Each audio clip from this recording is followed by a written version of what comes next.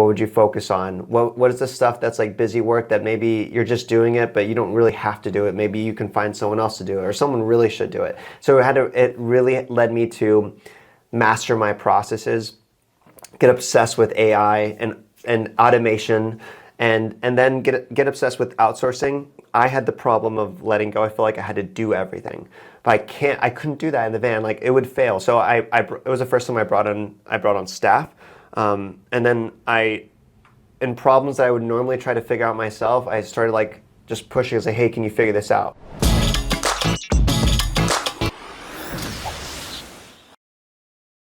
Hello, What's up? welcome.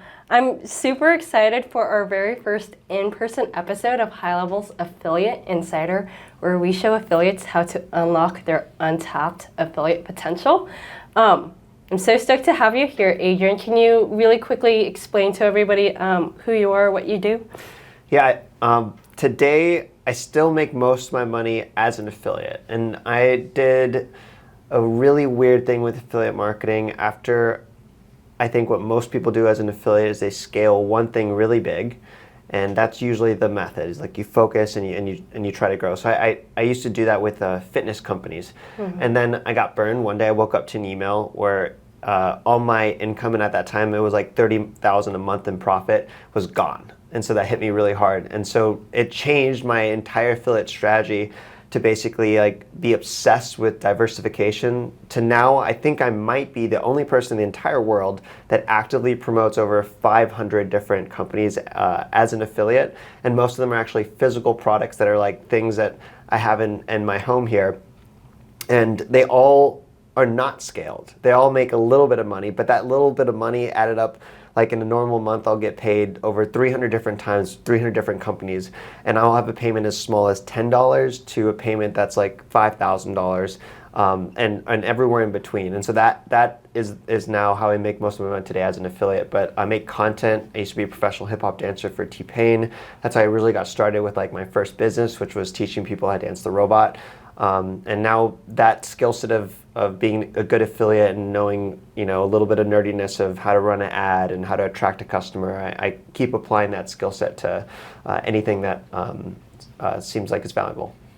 I think that what you said right there is totally valid. I usually never encounter people who do affiliate marketing for more than even 10 products. How'd you get into affiliate marketing, and how'd you find all 500 things? I got into affiliate marketing actually when I was dancing. So I first thought to make money online, all I had to do was post videos online. And I was obviously wrong. I started back in 2012 posting how to dance the robot. I literally did like how to do a head isolation, which was like my very first video, like one of these guys. And then it was like arm waves. And after a couple years, I still hadn't made any money. And then I launched my first dance product, which was $25, and it was like a more comprehensive video on doing the robot for a beginner. And throughout that time, I built maybe like 50,000 subscribers, and they would ask me, Adrian, the hat you're wearing, like, where'd you get that? Tell me about that hoodie. Here are the shoes. Like, what are those? What are the headphones? And so I was telling these people like the links, and then I had one subscriber was like, dude, like, you could like make money if you make an affiliate link and then I buy it from you, you'll make a commission. And that person actually waited for me to sign up for Skull Candy headphones, which was my very first affiliate program. And then I sent it to him, and then he bought it from my link, and I was like, oh, that's amazing. How have you seen affiliate marketing evolve over the past few years, from Skull Candy now to High Level? Yes, and I want to answer your other question too. I just thought of as 500 companies I promote. Oh yeah. How did I come across promoting so many? And that's been the process of 4 years. First I did everything myself, and I would keep finding other products that my ideal persona could potentially like. So my first industry was dance. So there's headphones, there's clothing. I even was an affiliate for a portable wooden mat that you would set up so you could break dance on it. So you would like take this around. So I was thinking of all these like products, and I had the trust of the person, and so I just explored what are all the different items or services or softwares or products that this person could use. Even in the dance industry, there were, I would call it maybe like a software as a service, which was like finding royalty-free music that you could dance to and then you could monetize your videos with. So like even then I was an affiliate for that. So this idea was like, if you have the person, what are all the different things that person would potentially buy from you because you've built trust with them as a content creator influencer. So that scaled out over many, many years, over 10 years, since when I first started, has led to now where in the last 3 years, my team, I have someone literally full-time, all they do all day is apply to affiliate programs. And I have one other person who all day long, they just, if they have someone that get rejected, they try to work back and forth to get in. And then it's just like a management problem of there's so many now. My dad was the first person I hired, and he manages like getting money. Like I have these weird problems where like out of 500 companies, one person doesn't want to pay us every month, guaranteed. That I don't know why, but we have to like prove what we're doing or show. So like he's like the henchman. It's like, where's the money? Got to get the money in a friendly way, of course. But so just over time, that scenario, like I've built out different brands now for different personas, and then going and figure out all the great products in that niche, whether it's beauty, makeup, active, minimalism, travel, and then creating content around them, and then as long as you have trust with the persona and you make good recommendations, they'll continue to look at your offers. Sick. Awesome. So how has that evolved over the past few years? Affiliate marketing, I feel like used to actually be like a dirty word. And I think actually to some people, because it was associated with like multi-level marketing, and multi-level marketing I think is also is potentially a dirty word because of like pyramid schemes. And so I think making money as an affiliate has becoming more legit than when I first started 10 years ago. It seemed like a schemy thing that you had to trick people to make money online as an affiliate link. And now I feel like because being an influencer is now more common. It's like when you back in the day, I was really early on YouTube, and I would say, hey, I want to be a YouTuber. Like you're like, you what? Like what do you want to do? And now you say, oh yeah, I'm a YouTuber. People are like, oh, that's great. Like it's considered a real job as if you say I'm an accountant. And so affiliate marketing is the same way. It's like when I say I'm an affiliate, it's not. Most people are like, if they're asking why or what it is, and I explain, oh yeah, like I make content, and then people go and they click on my link, and they're like, oh, I get it. It's not where back in the day I was like, ooh, that sounds sketchy. So it's more legitimate. There's, I think, so much more opportunities. I think I've truly explored how many affiliate programs out there on the internet. I've probably applied to more than anyone that I know, and I'm probably still like haven't even scratched the surface. So like every company, it's so legit, affiliate marketing, referral marketing, that pretty much every legit company has an affiliate program. So I think there's more opportunity, there's more amazing companies you could promote, and there's more tools to do it. So I think it's easier to do it now than it has ever been. Totally. Okay. How did van life affect your life as an affiliate marketer? So when you live in a van, you are constantly traveling, and you don't have a lot of normal things like stable Wi-Fi connections. Anticipating this, I had to figure out how do I fit 80 hours of work into potentially just 8. And so it caused a lot of stress. I actually was thinking, in order to do van life, I'm gonna have to like cut my income by like 80% because I'm not gonna be able to work. But that challenge of really focusing in, like that question is like, imagine how much time you spent last week. Imagine you only had one day to do it. What would you do differently? What would you focus on? What is the stuff that's like busy work that maybe you're just doing it, but you don't really have to do it? Maybe you can find someone else to do it, or someone really should do it. So it really led me to master my processes, get obsessed with AI and automation, and then get obsessed with outsourcing. I had the problem of letting go. I feel like I had to do everything, but I couldn't do that in the van. Like it would fail. So it was the first time I brought on staff, and then in problems that I would normally try to figure out myself, I started like just pushing and say, hey, can you figure this out? Which is like was so hard to let go. I feel like I had to do everything, but I've learned since that process is like it was the best thing that could happen to me, because now I have amazing business. We have 30 employees. My wife's the CFO, and if you looked at my calendar, it's empty. I have like one call a week. So I still adopt that mindset of like, just because now I do have Wi-Fi 24/7 doesn't mean I always need to be working. And then that allows me to create a better lifestyle, I think, to not always be stuck to a laptop. But it's really systems, automations, and processes, and really dialing in of the mindset, like, what's the only thing I need to work on? Or another way to phrase it is like, what's my superpower? There's all the things we could be doing, but there's one thing that you probably do that you get the best results from, that you make the most money from when you're doing it. And for me, I learned like it was the ad dashboard. So everything else I could ignore, but the more time I spent in ads, the more money I make. So like in my one day of van life, I was like, by the time I get the Wi-Fi, I need all the things and resources sent to me, so I'm just ready to plug it in and test and look at my data. So far I've kept that process even after van life. That's super interesting. I feel like every affiliate I talk to in terms of scaling has one of two issues. They either have the issue of they never, ever, ever want to hire someone else, or they're too excited to hire other people, and then they haven't been able to get close enough yet to the project. So it sounds like you were in one of the buckets, you were able to graduate out, and van life kind of helped force you into all of that. I think so. I think there's one thing I always admit is I don't make as much money as I could or as I should. I always leave money on the table because with the time that I have now, I could definitely be grinding a lot harder, but I feel like I already have enough, and I care more about lifestyle than I do as money, and I feel like I optimize for time.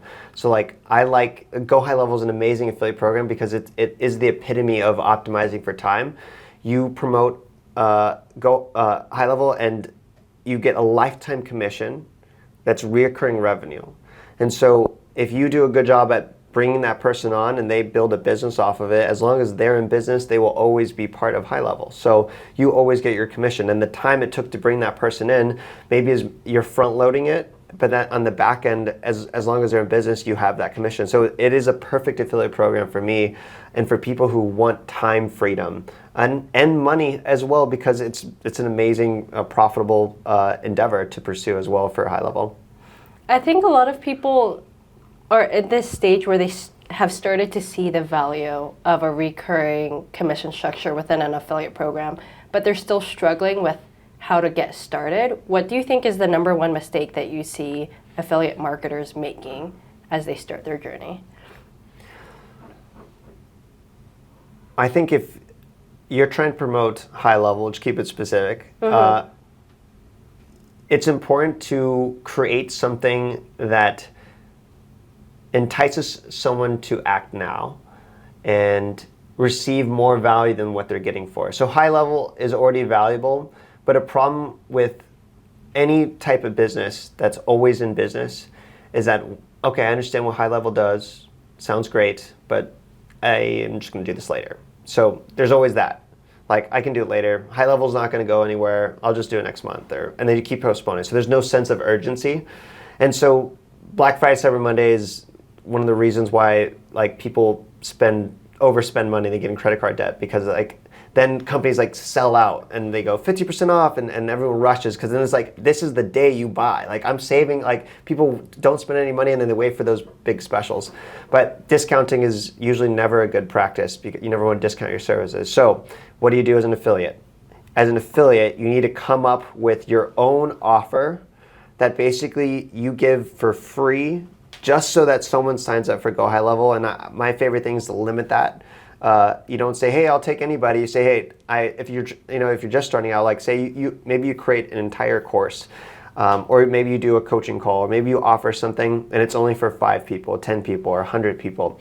And you put a deadline as well. You have to sign up by this date if you want to get these extra things, which are $1,000 worth of value, and you only have to pay $97 a month, or whatever plan that they're promoting on High Level.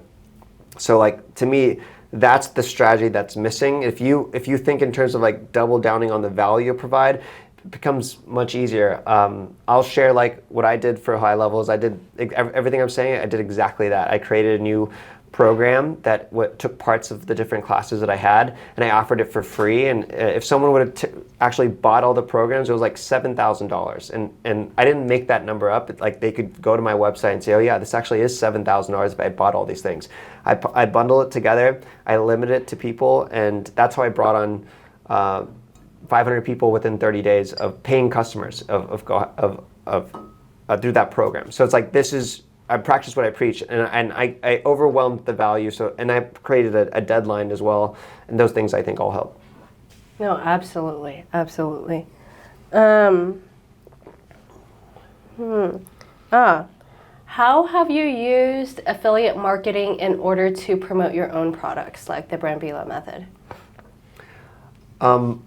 I've used it. I've created my own affiliate program. Do you want to go in that route? Yeah. When I launched my affiliate, when I launched my program, the Brambila method, I recruited 100 affiliates to promote, and I did something. It like took TikTok affiliate space. If you were on TikTok and you had any type of content affiliate, my content was everywhere, because the first thing I did is I created an audition. So like I didn't just let people be an affiliate. And this is like, I think one thing that businesses don't do well is like, again, there's no sense of urgency. Like, well, I know you have an affiliate program, but why should I sign up? And I'll just postpone it later. And and they accept pretty much everyone. So I was like, if you want to even be an affiliate for my new program, you need to audition. I need to see a video saying why you should be picked. So we got hundreds and hundreds of videos. Then from those hundreds of videos, I actually watched them all. I picked 100 people, and then just to get accepted, like affiliates were so excited. There was hype around it. Like people were like, oh my God, like they would create content like, I just got accepted to be an affiliate of Adrian's new program, the Brambila method. So they were really popped. Because on top of just being an affiliate for the program, I let my affiliates be part of the process of the creation of the class. I gave it to them first, and then I let them give me feedback on what they thought of it. And I actually had to change some things so they felt proud to promote it. But I feel like they had buy-in of the process. And then when it came to launching, I offered like private coaching for all my affiliates to help them with their content. I was really investing my time and energy into them. And so like being part of this like 100-person beta launch, people felt like they were given like an amazing opportunity, and then I was actually contributing and helping, and I was just basically working harder than anyone else in terms of affiliate program. And because of my affiliates, in the first 2 weeks I launched my class, we did almost $500,000 in recurring annual revenue from those affiliates. And it was because I put my love into them and giving back. So I think if you have your own affiliates, again, if you do what everyone else does, you throw up an affiliate page, say, hey, you can sign up, and yes, we'll pay you money. But if you want to be different, like you make it exclusive, you add value that they can't get anywhere else, and then you continue to put your love into them and help them way beyond whatever the product or service you have, and diving into their businesses to help. And then that's how you build like a loyal tribe, I think. Interesting. I feel like I love the themes here, because you talked about both being an affiliate and hosting an affiliate program. The goal is to provide a ton of value and to figure out what you do the absolute best, right? Mm-hmm. Really love that. Cool. So do you have a game plan to get to the #1 high-level affiliate spot? I think I do. I feel like I did a first beta test run, and it landed in 4th spot, right, in a month. And I feel like that was my warm-up round. Okay. So I think I have a lot more coming, and I definitely want to hit that one spot and stay there. The one thing I feel like I do have a big advantage of is my retention rate is I've heard is one of the best so far at high level from the conversation I had, the churn rate. And so I think it's because I have such a loyal tribe. It's hard if someone is listening to this and they're a beginner. That is an unfair advantage that I've created over 10 years of time. So I've been creating content for 10 years, so my unfair advantage, I have people that watch my content that trust me, and so it's something you can't fast track or hit an easy button. But when a good offer comes along, like the one you've created for people, I can create, and I already have an established audience of almost 2 million people that I can try to touch base on and make it work. And also thing to share working with you, Kelsey, is like I failed a lot in that was like my fourth try to try to get people in. And the other ones I thought they were all good ideas, but I was like trickling in like 10 people, a dozen people, 20 people, and then boom, 500 people on this one active. So now that I cracked the code, it's time to scale it. So I'm really excited. So whoever is number one, watch out, I'm coming. That's awesome. Yeah, I know that it's been your goal for a while now. I've loved working with you over the past few months because it's always like, oh, this like idea seems really good, but you're always really good about also just ditching the idea as soon as it's not working, and then just taking what works and then leaving what doesn't. And it's like, okay, go mode. Because I know that you've been wanting to get number one sometime this year. Mm-hmm. Now that you've started breaking the code, I think we could definitely get there. Here's the open. Absolutely. This is a good one. Outside of cold plunges and calisthenics, what does your morning routine look like? I work out first thing in the morning if I put my phone in my gym. That's how I set the intention today. Because if I put my phone in my bathroom, I'll end up on my phone for like 20, 30 minutes. So if I take my phone and I put it in the gym, then I'm forced to go in the gym and then I'll work out. And I try to do that every day, but on days where like I don't have a good night routine, then my next morning usually isn't most optimal. So I try to do a little workout, just kettlebell swings. My wife and I, one of our favorite things to do together is actually read. So we read like an hour every single day. So I'm usually going through an entire book every single week. And then cold plunge, usually like some stretching, some jump rope after that too. Usually like the jump rope is to warm you up, which I know you're about to hop in a cold plunge, so maybe you might do some jump rope after too. We'll see, yeah. And after that, after I'm done reading, I try to journal. And all this I got from a book I read many, many years ago called The Miracle Morning by Hal Elrod. And I still follow that. I feel like I'm very impressionable, so when I read something, I always try to like do stuff from it. So like that small little like book, I still like try to do my own little miracle morning every single day. Got it. So what book, so you're only reading books where you feel like you'll be able to get something out of it right now? Is that the goal? Yes, it's true. And I have been encouraged by other successful business people that I should read like fantasy, and that actually will help too. But I feel like when I read, I want to read about money, I want to read about business, about mindset, productivity, or minimalism. What maybe like, and this I know I'm getting older, the fun books I read are about like history of economics. Ooh.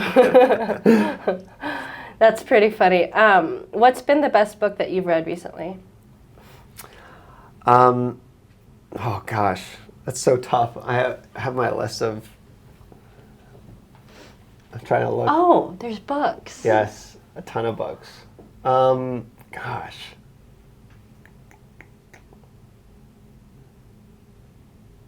That's like the hardest question you could ask me.